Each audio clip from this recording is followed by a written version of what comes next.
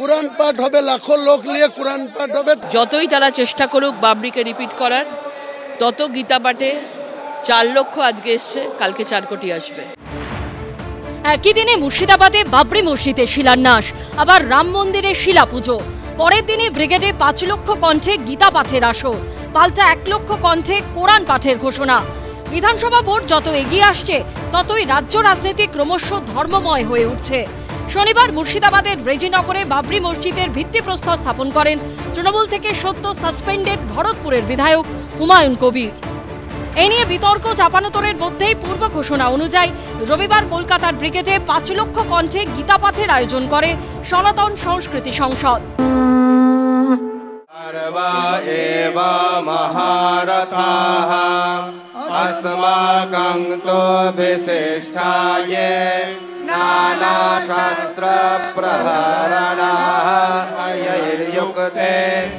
এবার লক্ষ কণ্ঠে কোরআন পাঠ আয়োজনের ঘোষণা করলেন হুমায়ুন কবির।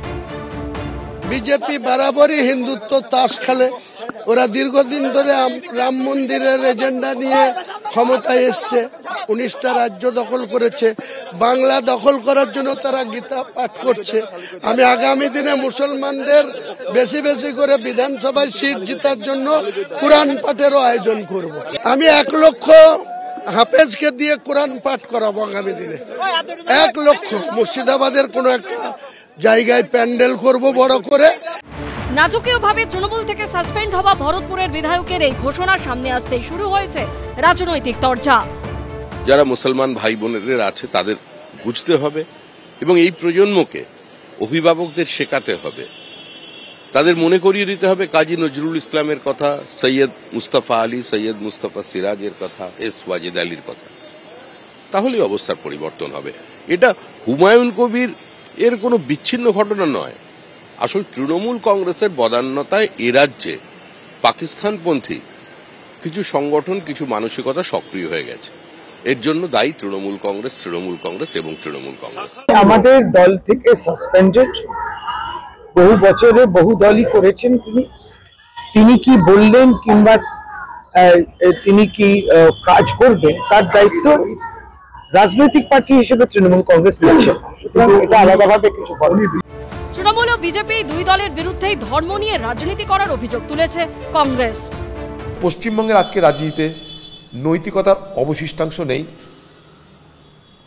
আদর্শগত ভাবনা নেই। এখানে শুধুমাত্র ভোট, আর ভোটের জন্য সব কিছু করা যেতে পারে। ধর্মকে ব্যবহার করো, ধর্মকে হাতিয়ার করে ভোট করো, মানুষের জন্য ভাবার কিছু নেই এখানটায়।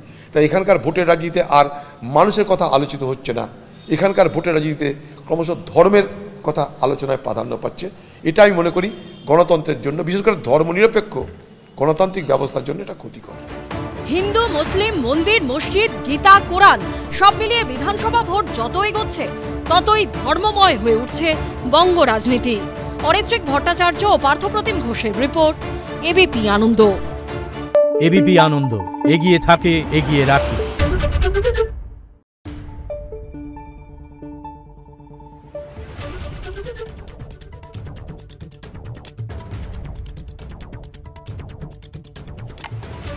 Thank you.